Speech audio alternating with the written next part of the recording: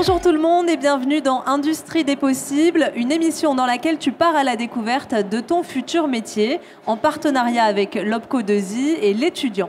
Alors tu vas découvrir non pas une industrie mais des industries, non pas un profil type mais des états d'esprit et également comment créer la société de demain ensemble. En résumé, l'industrie c'est un peu l'avenir de l'économie française, hein. Alors pourquoi pas toi finalement ?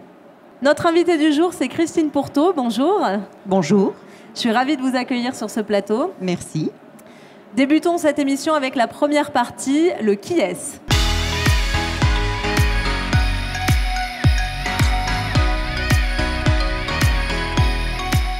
Vous représentez la branche professionnelle matériaux pour la construction et l'industrie verre et la filière notamment cristal et verre. Vous travaillez pour le groupe Pochet. On va parler de la thématique des usines nouvelle génération, du verre, du savoir-faire verrier, des métiers techniques à forte valeur ajoutée qu'on ne soupçonne pas encore. 260 entreprises, plus de 9000 salariés dans cette industrie du verre, dont plus d'un tiers en Normandie dans la vallée de la Brelle. On va en parler. C'est là qu'on vous retrouve, le groupe Pochet principalement, mais pas que, dont vous, Christine Pourteau, vous faites partie depuis 2011. Vous êtes directrice du développement RH. Est-ce que vous pouvez nous expliquer en quoi consiste l'émission du groupe Pochet ? Bien sûr. Bonjour à tous. Donc, le groupe Pochet, c'est un groupe verrier qui existe depuis bientôt 4 siècles. Sa création, c'était par lettre patente de la comtesse d'Eu en 1623. Et aujourd'hui, nous sommes toujours là, dans la vallée de la Brelle, un groupe familial, industriel, français, donc détenu par une famille depuis plusieurs siècles, et puis qui aujourd'hui est présent dans la vallée de la Brelle avec une usine de 1500 personnes, avec deux autres usines du parachèvement de nos flacons de verre. Donc nous faisons de la fabrication du flaconnage de flacons pour les grandes marques prestigieuses du luxe. J'en citerai quelques-unes: Guerlain, Dior, Hermès, Chanel, Cartier, Estée Lauder. Voilà. Et c'est une entreprise, je terminerai sur cette présentation, qui est reconnue par l'État français comme entreprise du patrimoine vivant. Ça veut dire qu'en fait, on reconnaît le caractère exceptionnel de nos savoir-faire et la durabilité de ces savoir-faire tout au long des siècles. Alors pour nous parler de ce savoir-faire, quoi de mieux que de voir votre travail ? Est-ce qu'on a devant nous de beaux flacons ? Est-ce que vous pouvez nous en parler un peu ? J'imagine que ça sort tout droit des usines du groupe Pochet. Tout à fait. Donc j'ai envie de vous montrer évidemment ce flacon emblématique aux abeilles de Guerlain, 1853, dédié à l'impératrice Eugénie. Et aujourd'hui, ce flacon est encore fait chez nous, dans la vallée de la Brelle, avec à la fois un savoir-faire verrier ancestral sur la peinture en or, mais également sur le formage du flacon qui est aujourd'hui évidemment hautement technologique et automatisé. Est-ce que vous pouvez nous en dire un peu plus sur comment on crée ce type de flacon ? Comment ça se passe un peu ? Quelles sont les étapes ? Tout à fait. Donc, comme vous le savez ou pas, le verre est transformé donc, dans un four. À partir de silice, d'oxyde rare. Et il s'agit ensuite, évidemment, d'apporter la matière en fusion pour qu'elle puisse être formée. Et pour former le flacon, il va y avoir un autre élément important dans le process qu'on appelle l'outillage, c'est-à-dire des moules. On fait des moules de gâteaux, nous on fait des moules pour faire des beaux flacons. Et là aussi, c'est des métiers pour cela. Et ensuite, il va y avoir le parachèvement du flacon. Quand on dit le parachèvement, c'est le décor. Le décor, comme vous le voyez là, il s'agit de la peinture en or, des abeilles. Et par ailleurs, on a d'autres flacons, ça va être de la sérigraphie, ça va être de la tampographie, ça va être du marquage à chaud, des technologies qui vont aller au-delà de ce flacon et qui seront beaucoup plus automatisées, beaucoup plus modernes.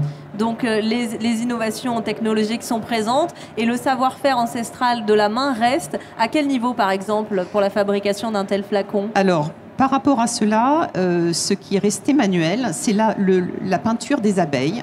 Donc là, nous avons des opératrices dont le savoir-faire manuel est véritablement majeur et on essaye bien entendu de le transmettre au fur et à mesure de génération en génération. Et quels sont les enjeux de cette industrie aujourd'hui, l'industrie du cristal et du verre ? Alors les enjeux, j'en vois 3. Le premier, c'est qu'il faut absolument pouvoir préserver notre filière française de ces savoir-faire français, donc du flacon, mais aussi du cristal, hein, puisque nos collègues cristalliers sont aussi présents sur le territoire. Donc cette préservation, c'est qu'il faut pouvoir investir dans nos usines. Le deuxième enjeu, il est commun à beaucoup d'industries, c'est la durabilité.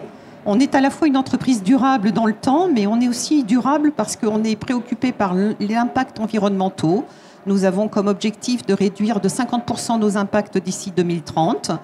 Et puis le troisième enjeu, c'est un enjeu de l'industrie, au sens large du terme. Il faut pouvoir changer les regards sur nos métiers, changer les regards sur nos usines que nous sommes partout sur le territoire. Et qu'est-ce qui vous a amené, vous, dans l'industrie du verre et plus tard, ou par là même, au sein du groupe Pochet? Dans mon parcours professionnel, j'ai fait plusieurs secteurs et j'ai fait beaucoup d'années dans le secteur industriel. C'est un secteur qui me passionne dans la mesure où j'aime la technique, et alors même que je ne suis pas du tout technicienne. Mais vivre dans une usine, c'est être au cœur du réacteur, hein, et c'est aussi pouvoir participer directement à la valeur ajoutée de tous ces produits. Donc je suis revenue dans cette industrie avec le groupe Pochet en 2012 et j'y suis depuis à travers plusieurs postes. Et il est vrai que l'industrie offre énormément d'emplois, beaucoup plus qu'on ne le croit. Je crois qu'il faut enlever le regard d'une industrie un peu sale, bruyante. Je vous invite dans nos usines à aller voir nos sites internet. On va en parler. On peut manger par terre, quoi. Hein. Donc, ça n'a plus rien à voir à ce que peut-être nos grands-parents nous racontaient quand on dit ils travaillent à l'usine. Et bien justement, vous lancez extrêmement bien notre deuxième partie d'émission, le vrai du faux.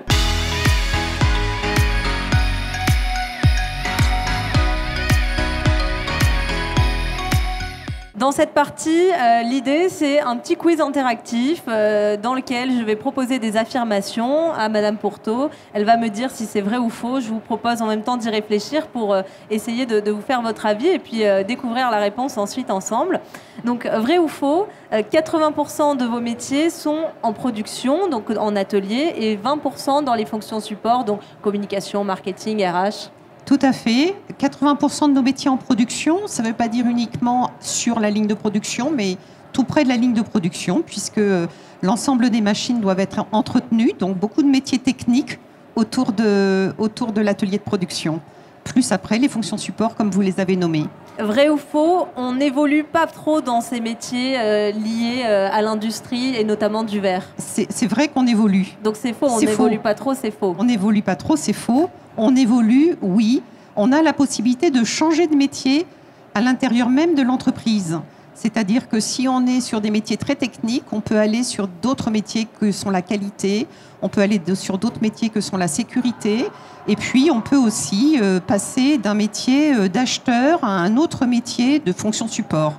Voilà, donc ça dépend aussi de notre politique de développement des compétences et puis de mobilité interne. Vrai ou faux, les usines du groupe sont situées partout dans le monde? Alors oui, elles sont situées partout dans le monde avec une précision. Nous avons en fait 4 usines à l'international, mais nous avons surtout 8 usines sur le territoire français à travers 6 régions. Est-ce que vous pouvez nous les présenter, un peu nous faire voyager dans les territoires? Tout à fait. Alors si on prend, on va commencer par le nord de la France. Alors, quand on parle des Hauts-de-France, nous avons en fait 2 extrêmes. On a un site qui est dans la Somme, pas très loin de la baie de Somme. Et puis, on a un autre site à Château-Thierry. Donc là, on va être plutôt en bas des Hauts-de-France. Et puis, si on continue notre tour de France, on va aller dans la région Centre-France, à côté d'Orléans, qui est appelée la Cosmétique Vallée, où l'ensemble de nos clients dans le domaine du cosmétique sont présents. Et donc, on est auprès d'eux. Et puis on descend un peu plus dans le sud, avec l'accent du sud.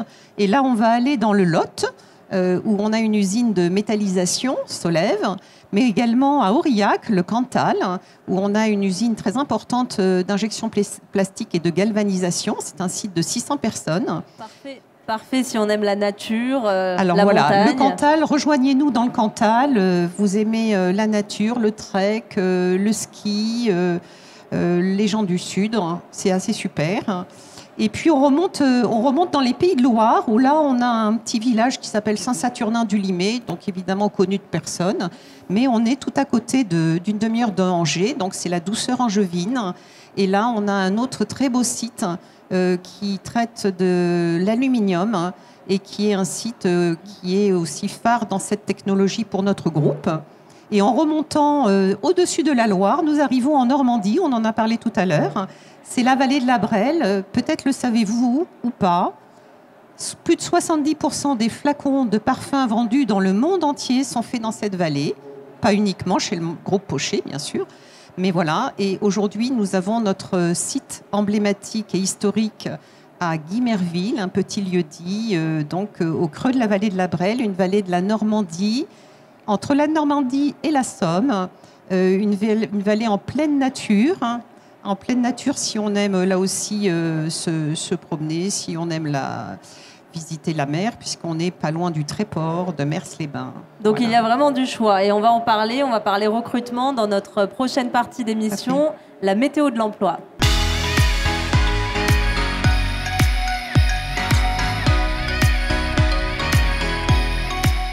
Présentez-nous peut-être les métiers dans lesquels vous avez, dans l'industrie du verre en tout cas, le plus besoin de recruter des jeunes et également peut-être les zones géographiques puisqu'on s'est un peu projeté là. Tout à fait. Alors sur les métiers que j'ai choisis, j'ai choisi 2 métiers qui sont des métiers support à la production qu'on va appeler de façon générique pour l'ensemble de nos métiers de nos sites, des régleurs. Alors, qu'est-ce que c'est des régleurs? On peut appeler des techniciens régleurs ou des régleurs monteurs. En fait, il s'agit de personnes qui ont une technicité et un savoir-faire pour faire les changements de série. Quand nous produisons un flacon, puis ensuite un autre flacon, il faut faire des changements de série. Et cette opération en production est absolument majeure pour pouvoir avoir une continuité dans nos productions. Et ces métiers sont exigeants pour connaître à la fois la machine sur laquelle ça se passe, le produit qui en sort, parce qu'il faut qu'il sorte bon du premier coup, mais également l'ensemble des moules qui vont être au formage soit du verre, soit du plastique, soit du métal. Et donc là, pour ce métier-là, quelles sont les études et quels sont les niveaux de recrutement? Alors, nous avons 2 niveaux de recrutement. On va aussi bien sur les bacs pro, parce que les bacs pro techniques nous intéressent. Après, nous allons pouvoir les former en interne. On a des parcours de formation de plusieurs semaines, voire plusieurs mois. Mais on est aussi intéressé par les bacs plus 2 en technique, les bacs plus 2 MSAMA notamment, qui sont de la maintenance industrielle et qui sont autour de l'automatisme, des robotiques, parce que ce sont des gens qui vont avoir des connaissances de base pour ensuite continuer d'apprendre le métier dans nos usines. Et le deuxième métier que vous souhaitiez nous présenter? Le deuxième métier, je viens juste un petit peu d'en parler, ce sont les techniciens de maintenance. Ça devient un métier qui malheureusement est déserté, jeunes hommes et jeunes femmes, par les jeunes, parce je pense qu'on ne le connaît pas assez. C'est un métier qui est capital dans une production, puisque c'est grâce à eux que les outils de production fonctionnent. C'est-à-dire qu'ils sont amenés à les réparer, mais aussi à prévenir des pannes. Et puis, c'est aujourd'hui pas uniquement un métier de mécanique, puisque la technologie est là. Donc, on a de l'automatisme, on a de la robotique, on a de la signalétique, on a de la cinétique. Donc, c'est vraiment des métiers techniques et qui ne sont pas réservés aux hommes, bien sûr, parce qu'il n'y a pas de la force là-dedans. Il faut simplement se dire qu'on est intéressé et qu'on a envie d'apprendre. Et justement, en termes de répartition homme-femme, où en est-on aujourd'hui? Alors, où en est-on récemment, à Lyon, il y avait une étude qui disait que dans l'industrie, il y a 30% de femmes. Eh bien, chez nous, dans le groupe Pochet, on est 50%. Donc, on est assez fiers de ce ratio. Et puis, cette même étude expliquait que, malheureusement, il n'y a que 15% de femmes cadres dirigeants. Eh bien, au sein du groupe Pochet, nous sommes 28%. Donc, on va simplement se dire qu'on est sur la bonne tendance, même si nous savons que nous devons, sur ces sujets-là, progresser. Vous recrutez également en alternance, peut-être? On recrute beaucoup en alternance. C'est vraiment une filière qui, pour nous, est extrêmement intéressante de voir les jeunes progresser chez nous. On peut les prendre dès le bac pro, on peut les prendre en bac plus 2, on peut les prendre en école d'ingénieur. L'idée, c'est évidemment de pouvoir les mettre sur des métiers et leur donner de plus en plus de responsabilités, d'autonomie au fur et à mesure de leur apprentissage. Et donc, c'est gagnant-gagnant? C'est absolument gagnant-gagnant. Nous sommes, dans la mesure du possible, on cherche à les recruter ensuite chez nous, en CDI, et quand on ne peut pas tout de suite, eh bien en CDD, ça leur fait déjà une première expérience. Et comment savoir si l'industrie du verre est faite pour moi ou pas? Alors, l'industrie du verre est-elle faite pour les jeunes filles, pour les jeunes hommes? Je crois qu'en fait, il faut avoir un intérêt, c'est vrai, technique, mais surtout, on a une telle fierté quand on se promène dans la rue et qu'on voit les grandes publicités du monde de la beauté et de dire, mais ça, c'est nous qui le faisons. Et puis, il y a aussi une passion du métier, c'est-à-dire qu'en fait, c'est le métier du beau. Et donc, il faut qu'on aboutisse à quelque chose qui soit vraiment excellent et qui réponde bien entendu aux exigences de nos clients. Et ça, c'est une fierté que d'y arriver. Donc, fierté et passion sont vraiment deux éléments dans lesquels on rentre dedans, mais pour ça, il faut venir. Donc, j'essaye de vous donner envie de venir.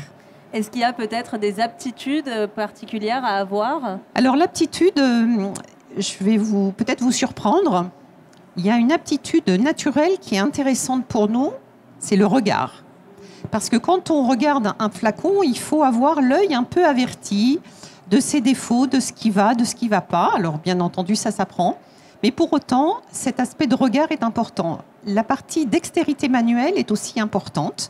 Donc vous l'avez compris, je commence par des choses qui sont plutôt des aptitudes naturelles. Et puis bien entendu, après, je le disais tout à l'heure me concernant, il faut aimer la technique. Il faut aimer comprendre comment marche une machine. Et derrière ça, on a tendance à dire chez nous qu'on a tous un talent, mais pas pour la même chose. Donc ça veut dire qu'on a tous besoin les uns des autres pour réussir. Et donc la dernière chose dans notre métier, c'est aimer travailler en équipe. Ça, c'est fondamental. Cette aventure humaine, elle est avant tout collective. Et on va passer à la dernière partie de notre émission, le cap ou pas cap.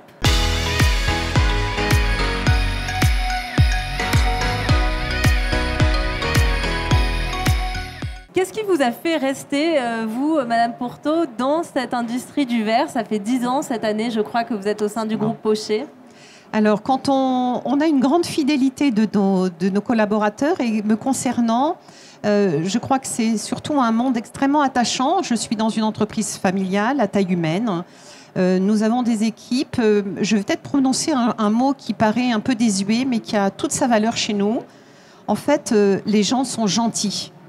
Et ça, c'est tellement capital de pouvoir travailler avec des gens où on se sent bien, où on rigole aussi, et où aussi, quelquefois, on se serre les coudes dans les moments les plus difficiles. Et je crois que c'est une vraie valeur, une valeur aussi de fidélité et puis également de respect les uns des autres, tels que nous sommes, chacun à notre place. Et quelles seraient peut-être les 3 autres ou la dernière bonne raison pour un jeune de se lancer dans l'industrie du verre? Eh bien, s'il veut se lancer dans l'industrie du verre, vous le savez, je l'ai dit tout à l'heure, nos enjeux environnementaux sont vraiment fondamentaux. Et s'il veut participer justement à cette démarche majeure pour l'avenir, pour préserver notre planète, il y a vraiment de quoi faire en tant qu'engagement responsable de venir nous rejoindre dans ces fabuleux métiers. Un tout dernier conseil pour la route? Le conseil, c'est qu'il faut oser. Oser, même si vous ne savez pas trop, en fait, il faut essayer. Et on vous attend dans nos usines sur l'ensemble du territoire français.